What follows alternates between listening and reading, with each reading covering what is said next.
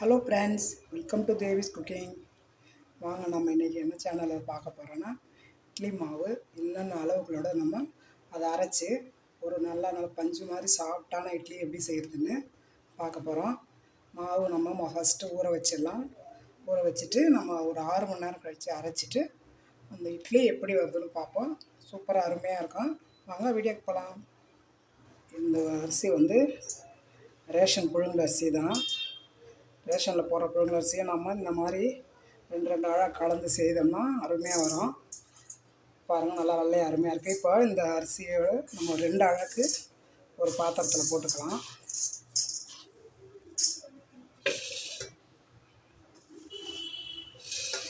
நம்ம இதில் 2 அழகு கலந்து போட்டுக்கலாம்.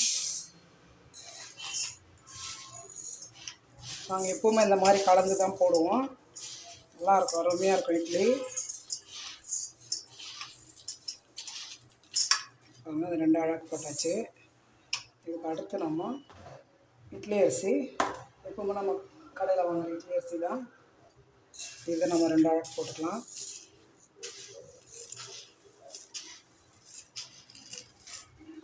இட்லி அரிசி போட்டால் தான் நல்லாயிருக்கும்.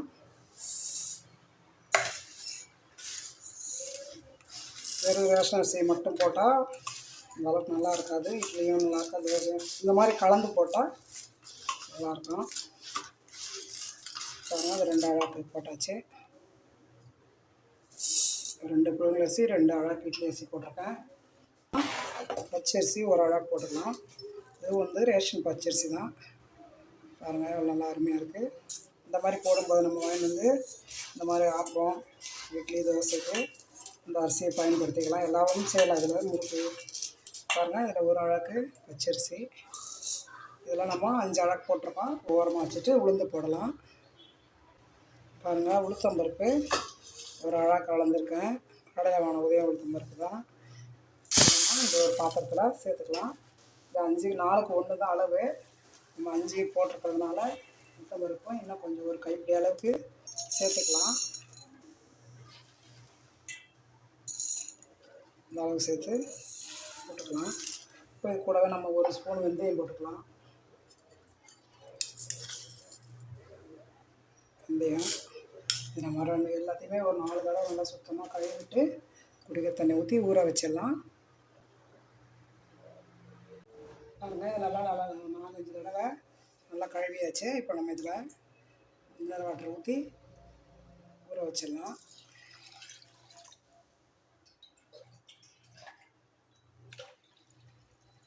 நல்லா ஊற்றினா போதும். போட்டு மூடிடுவோம். உளுந்தையும் இதுக்கு அந்த மாதிரி தண்ணி ஊற்றி ஊற வச்சிடணும்.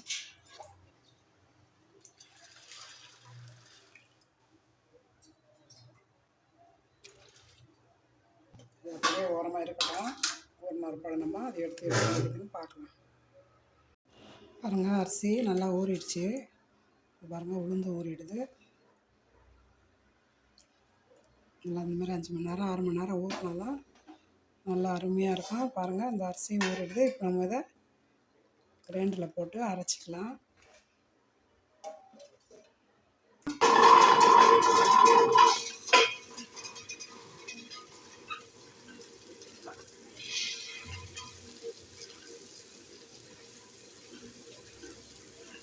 நல்லா தண்ணி தெளித்து அரைச்சிக்கலாம். ஒரே டைமில் ஃபுல்லாக எல்லாம் தண்ணி ஊற்றக்கூடாது.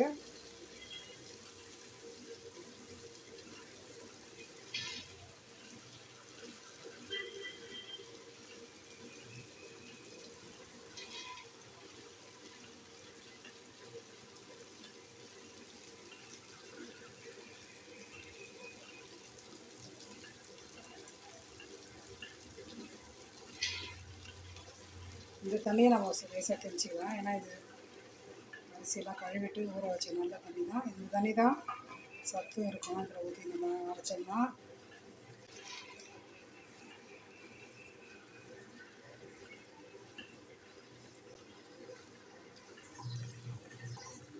ஓரமெல்லாம் இந்த மாதிரி எடுத்து விடலாம். தொட்டு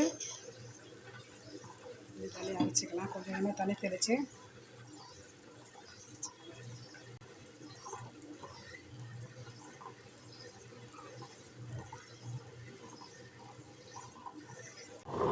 பாருங்கள், உளுத்தம் மாவு நல்லா அரைஞ்சிருச்சு. உளுத்தம் மாவு இப்படி எடுத்து அப்படி நிற்கணும் மாவு, அப்போ தான் நல்லா அரைஞ்சதுன்னு அர்த்தம். இப்படி நிற்கணும் கையில். இப்போ நம்ம இதை எடுத்துகிட்டு அரிசியை போட்டுடலாம். குறைஞ்சது ஒரு 20-25 நிமிஷமாவது மாவு அரைக்கணும் உளுத்தம் மாவு. அப்போ தான் பாருங்கள் எவ்வளோ ஒரு அழகு தான் போட்டால் எவ்வளோ மாவு ஒரு கிரைண்டர் ஃபுல்லாக வந்துச்சு பாருங்கள். நம்ம அதை எடுத்து ஒரு பாத்திரத்தில் மாற்றிடலாம்.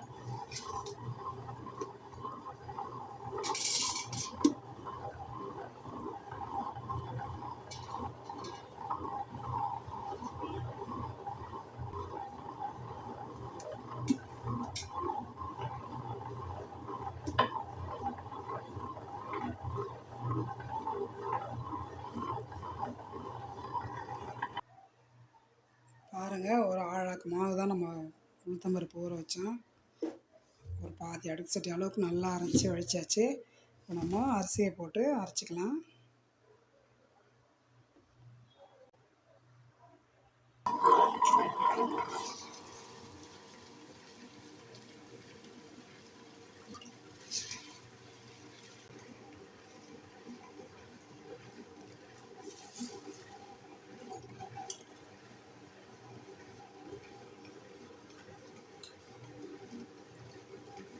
அரிசி நம்ம ஒரே ரவுண்ட்லேயே போட்டுடலாம். ஏதோ 2 ரவுண்ட் போட வேண்டியதில்லை.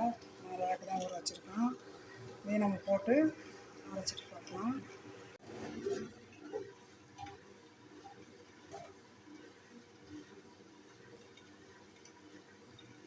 அரிசி இன்னும் கொஞ்சம் அரையணும்.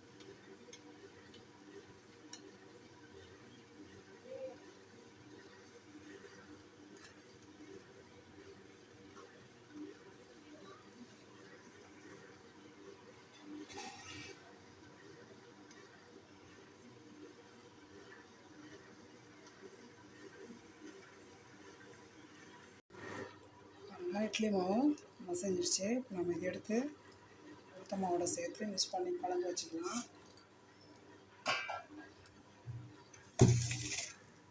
கிரைண்டர் ஆஃப் பண்ணிவிட்டு மாவு எடுத்துடலாம். தூக்கி கூட ஊற்றிடலாம் அந்த கிரைண்டரில். பாருங்கள் அரிசி மாவும் உளுத்த மாவும் ஒன்றா போட்டு கலந்து விட்டாச்சு. இது நம்ம இதை தேவையான அளவு கொஞ்சம் வெளியே எடுத்து வச்சுட்டு மீதி தூக்கி ஃப்ரிட்ஜில் போட்டுடலாம். இது பாருங்கள் மாவு இந்தமாதிரி கை போட்டு கலந்தால் தான் நல்லாயிருக்கும். கரண்டிலலாம் விட்டு கலந்தோம்னா மாவு கொஞ்சம் புளிக்கிறது லேட் ஆகும். அந்த கிண்ணத்தில் கொஞ்சம் மாவு அள்ளி வச்சுட்டு மீதி தூக்கி ஃப்ரிட்ஜில் வச்சிடலாம். இந்த கிண்ணத்துலேயே கொஞ்சம் ஊற்றி வச்சிடலாம். இந்த அளவு இருந்தால் போதும். காலை டிஃபனுக்கு வெளியவே இருக்கட்டும்.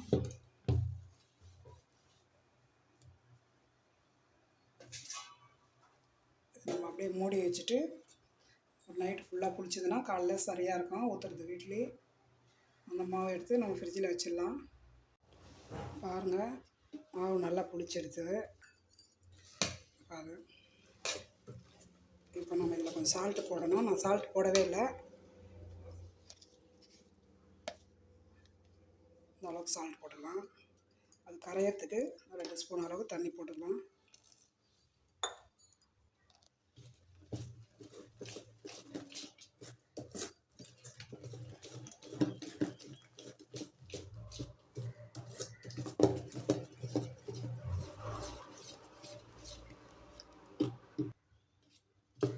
பாருங்கள் நல்லா கலந்தாச்சு. இப்போ நம்ம இட்லி குண்டா வச்சு இட்லி ஊற்றிக்கலாம். பாருங்கள் நான் ஒரு இட்லி பாத்திரத்தில் தண்ணி ஊற்றி சூடு பண்ணி வச்சுருக்கேன். தண்ணி நல்லா ஆவி வந்துடுச்சு. இப்போ நம்ம அதில் இந்த மாவில் இட்லி ஊற்றிக்கலாம். இந்த இட்லி குத்தில் லேசாக எண்ணெய் தடவி வச்சுருக்கேன்.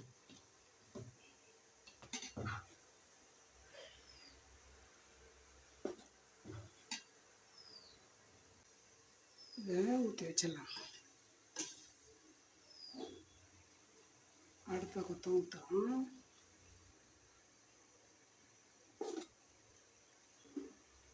இதை ஊற்றி வச்சுட்டு நம்ம அப்படியே மூடிடலாம்.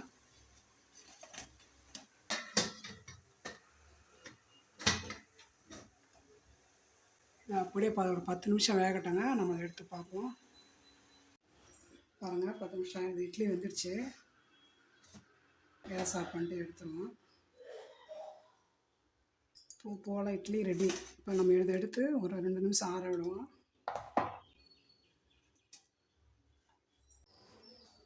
இட்லி எடுத்து பிளேட்டில் வச்சிடலாம்.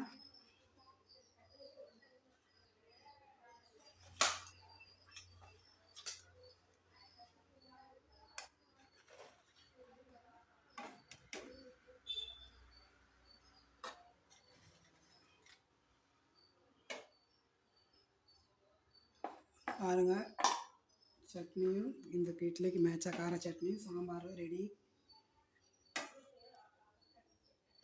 அது எப்படி இருக்குது பாருங்கள். வீட்டில் இந்த மாதிரி மாவு அளவுகளோட இட்லி பூ ஆட்டருக்கு பாருங்கள்.